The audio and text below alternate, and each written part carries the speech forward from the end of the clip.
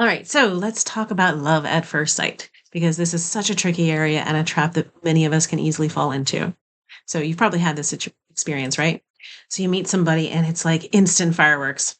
You have this immediate, overwhelming pull towards them. The connection feels intense. You can sit there talking for hours and hours, or maybe even all night, and it feels like you've known each other forever. There's chemistry, there's an emotional connection, and there's attraction. The conversation feels intimate and it feels vulnerable very quickly. And because this experience feels so powerful and so real, you interpret it as love. You might think that because of this powerful connection and bond that you're experiencing, that it's got to mean something, right? This must be my person. It's got to be meant to be. It wouldn't feel this powerful if it wasn't meant to be. And in that moment, it feels so real. But what most people don't understand is that there's often something much deeper that's happening underneath the surface in that experience. So, in this video, I'm going to break that down for you. I want to talk about what's actually happening with the love at first sight dynamics, how trauma and chakra wounding influence these intense attachments, and why these relationships often become very toxic, and how to recognize the difference between a healthy connection and a trauma activation. Because in most cases, love at first sight is not love. And I'm sorry to burst your bubble on this one, but it just simply is not. Yes, we have soulmates, but when we meet a soulmate, it's a very different experience. There's no urgency around it, there's no push. We feel comfortable, we feel safe, we feel a deep connection, but not in a way that is all consuming and overwhelming. So, what people most often perceive as love at first sight is two wounded souls with resonant wounding coming together.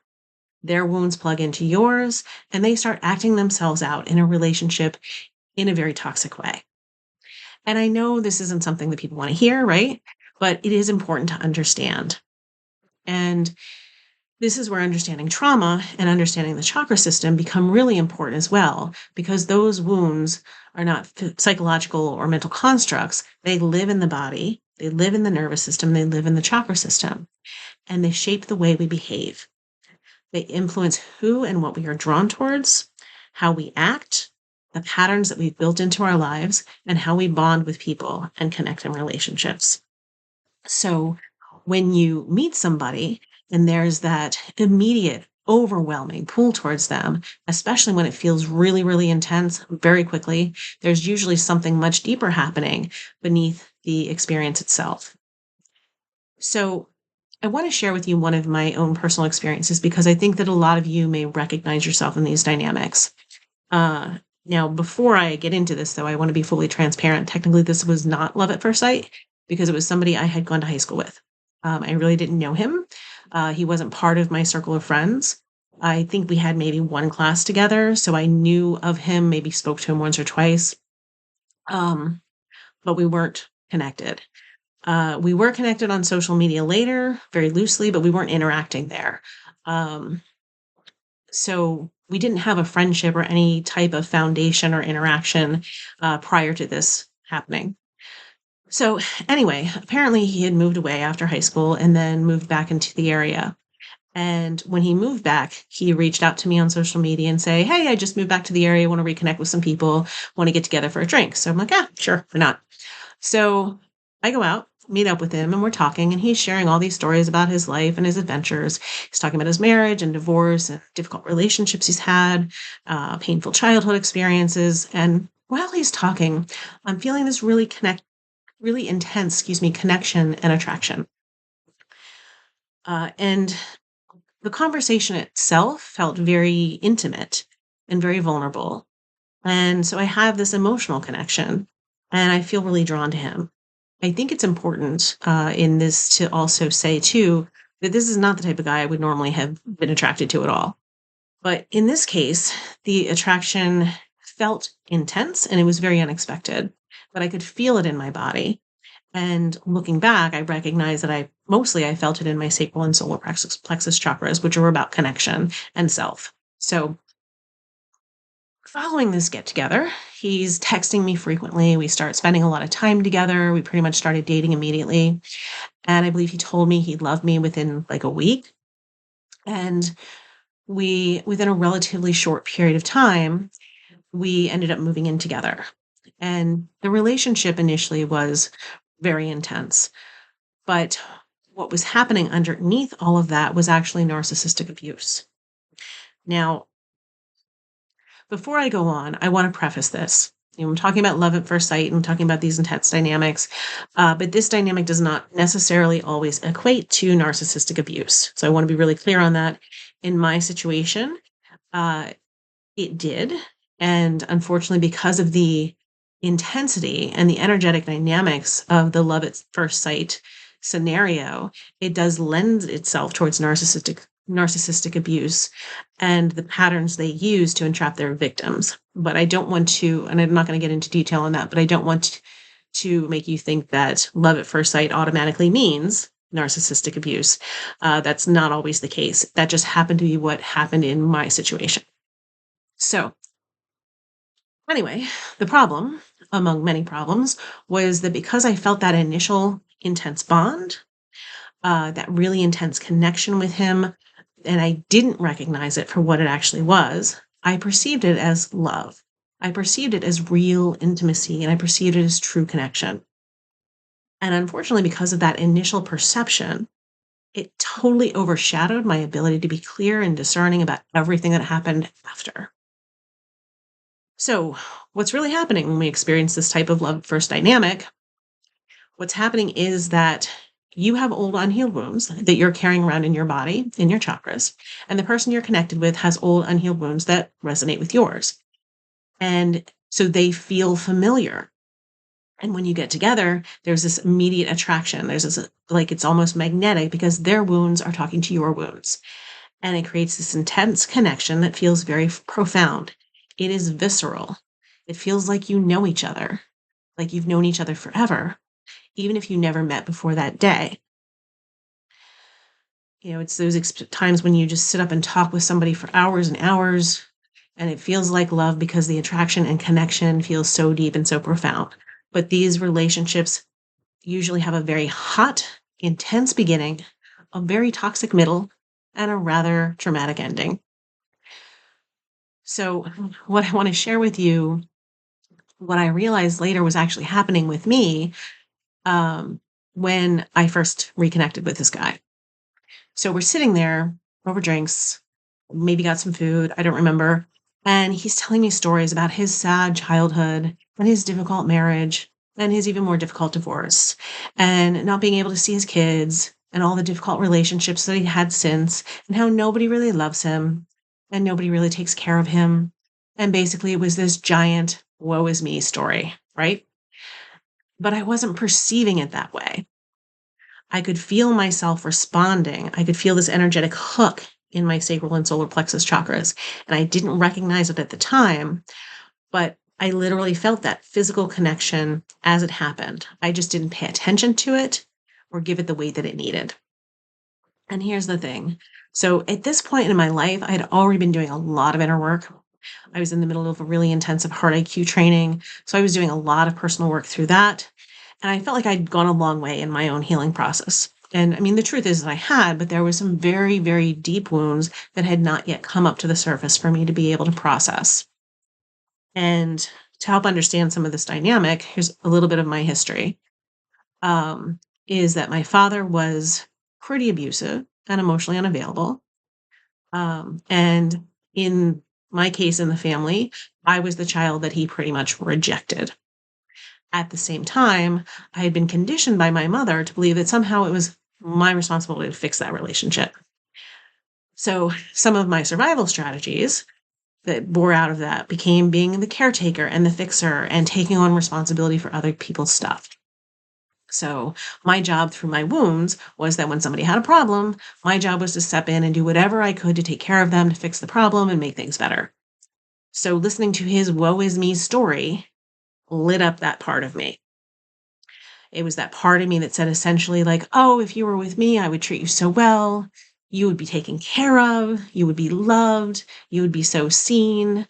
And can hear that, right? That whole caretaker fixer coming in. And so what was happening essentially is his wounded little boy activated my wounded little girl, and they got together very intensely and decided to start to play together and act out their woundedness. And this is the part that's so important to understand about this relationship is when that's happening, we're not healing each other or helping each other. What we're doing is reenacting our trauma. And because those wounds connect and those energetic hooks lock in, the relationship starts acting out those wounds that both people are carrying. However, because that initial connection feels so real, we interpret it as love and we put stories over it. We call them our soulmates.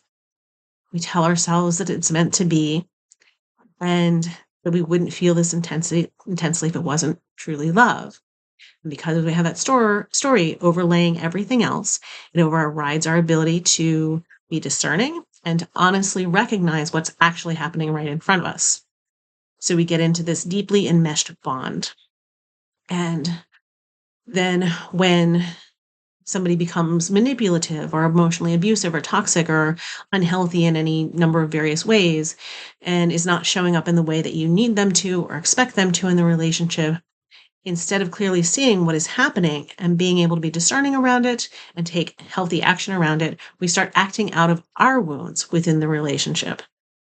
And in my case, my fixer and caretaker patterns went into overdrive.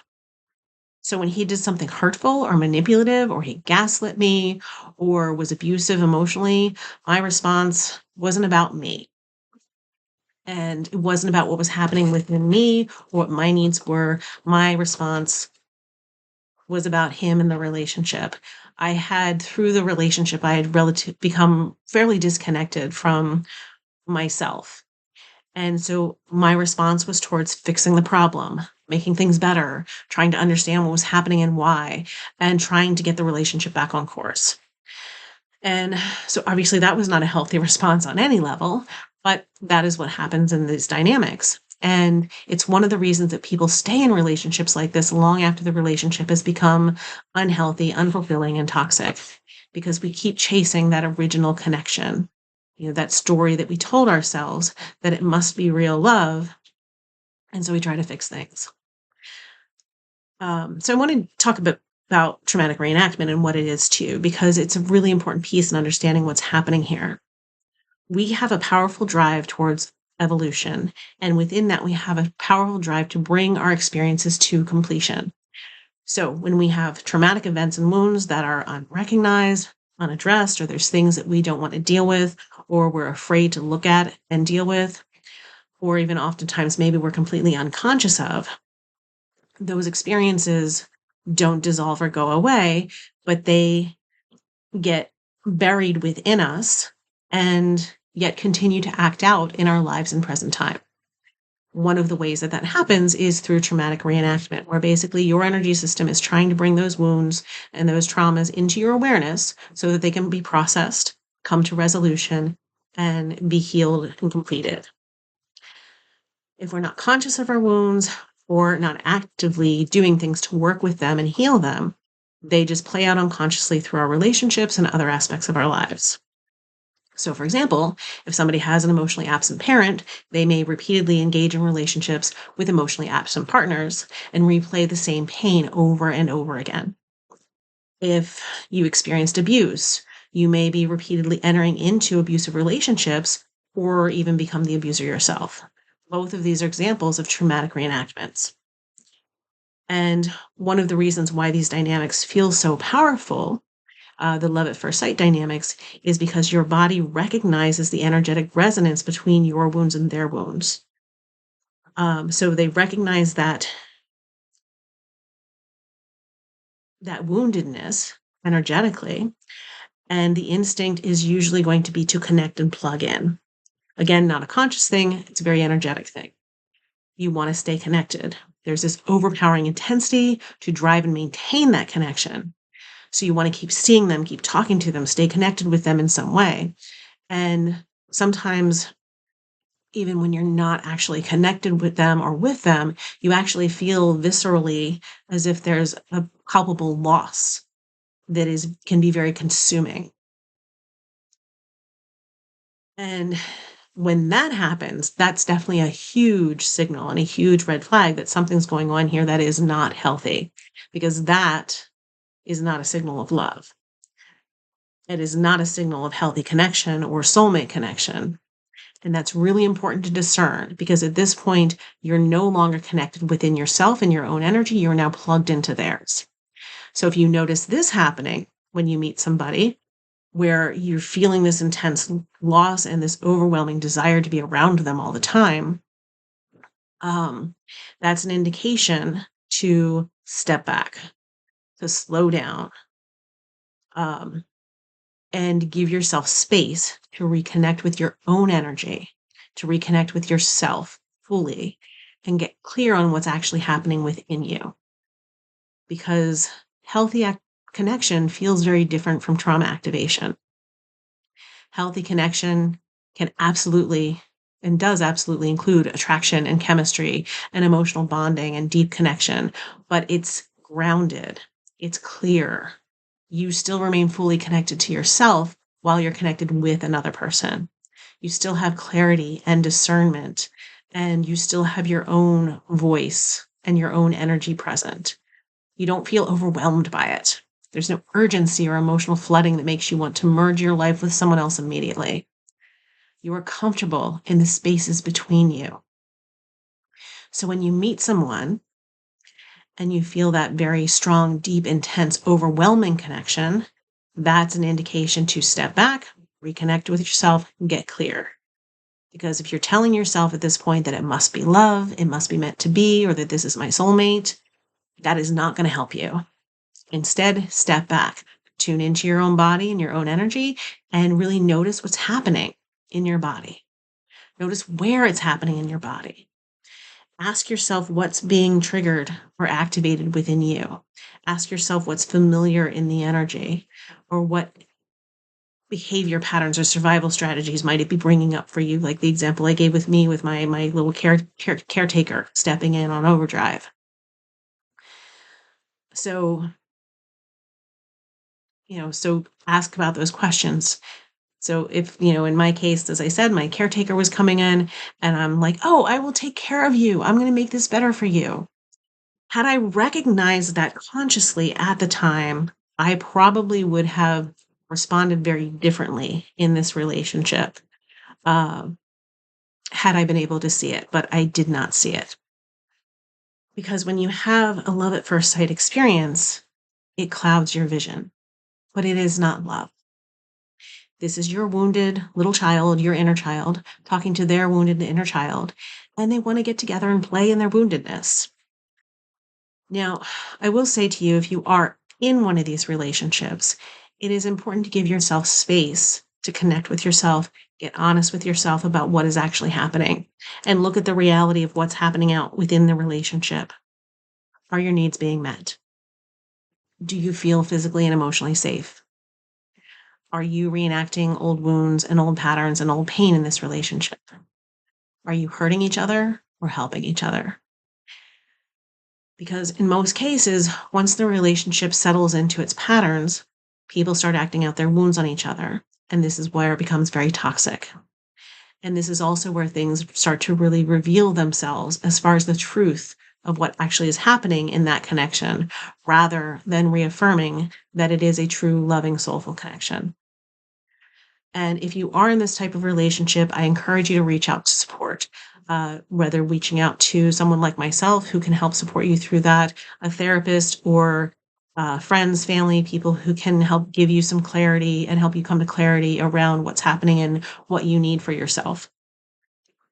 Don't hesitate to do that. And I don't recommend trying to do it on your own, because it's really hard to get clarity when you're in a toxic relationship around what's actually happening in the dynamics.